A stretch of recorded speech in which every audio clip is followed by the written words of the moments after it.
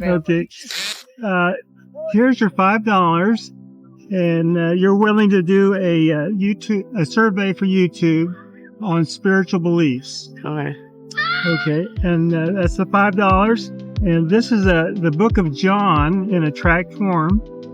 And also, to view your video, the channel that you would go to is Witnessing Without Fear on Camera. My name is Tom Alvarado. This is my wife, Linda. Hi, I'm Nicole. You're Nicole.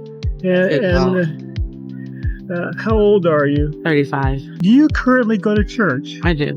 Okay. And what church? Real Church. It's in Lenexa, Kansas. Lenexa, Kansas? And what kind of a church? Non-denominational. Non-denominational? Oh, that's great. Yeah. So, does your church regularly share the gospel? You said rarely? Yeah. Do they share the gospel regularly? Yes. Okay. And how would you describe that? How would you describe the gospel that they share? Moving, powerful, and sometimes condemning. Mm-hmm. All right. And let's see. So are you a professing Christian then? Yes. So could you on camera share your testimony? Would you be comfortable in doing that? Yeah. I started going to church a long time, but I kind of got in a really bad situation with my daughter and my ex-husband, and I decided the neighbors decided to take me to church and changed my life, and I accepted Jesus Christ, and He's been walking with me or carrying me this whole time. So you've been baptized too, or? I've been baptized a lot as a kid, but not recently. So you believe in the resurrection of Jesus Christ? Yes. And that He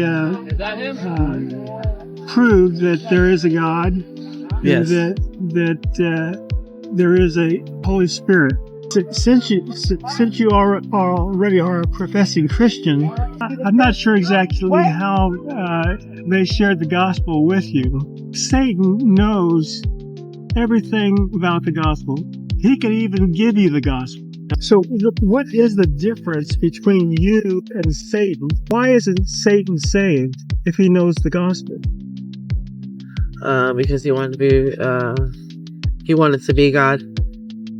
And that's why he learned the gospel so well, because he wanted to be God, and he wanted to, that's why he went, to make his own heavens.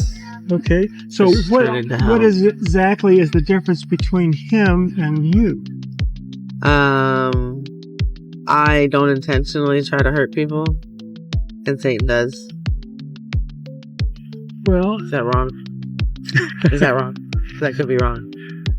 Oh, okay. Well, I mean, if you think about it sin-wise, there's really not a difference, because everybody's born with sin. So, since since Satan isn't saved, means he has sin as well. Or he is sin, I think.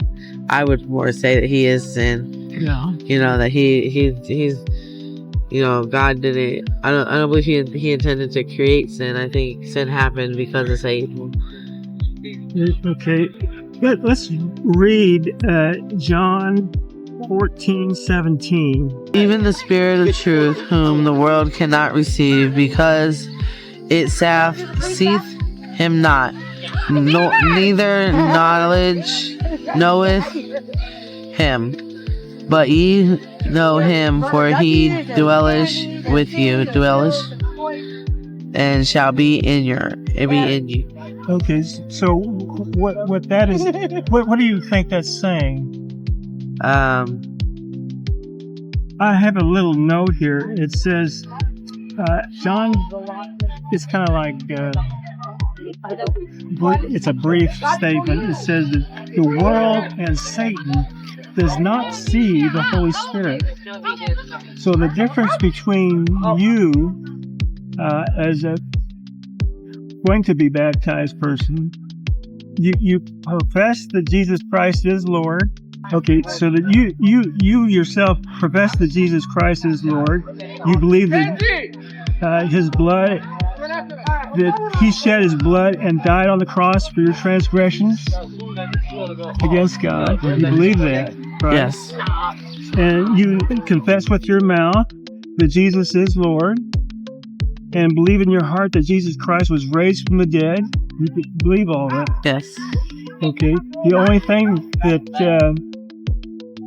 that's missing from this gospel is the Holy Spirit. So how do we recognize the Holy Spirit? I don't know. Okay, I did a track just so you could recognize the Holy Spirit. And I put verses down so you can trace back what the Holy Spirit is. Okay. So the Holy Spirit gives us the Spirit of the Lord. It gives us wisdom. It gives us understanding. It gives us counsel. It gives us might. It gives us knowledge. And it gives us the fear of the Lord.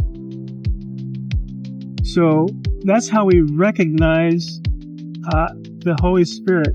Now, these are all attributes of the Holy Spirit. And you know the Holy Spirit is with you because He witnesses to your spirit, your conscience, that you are saved. So, in order to move on from there, He's going to prod you to have knowledge. And the only way that you can get knowledge is to read the Bible. And then when you do that, the Holy Spirit will give you the understanding and the wisdom and the counsel how to read and understand and use the Bible. Okay. But there's one of these that is the spirit of might. That spirit of might is the spirit to go out and share that gospel. That's how you recognize the Holy Spirit. Because He's always prodding you, but sometimes we're not listening and make some major mistakes in our lives because of it. Because we're not listening to the Holy Spirit. Appreciate you stopping by and let me share that with you. Thanks. Appreciate it.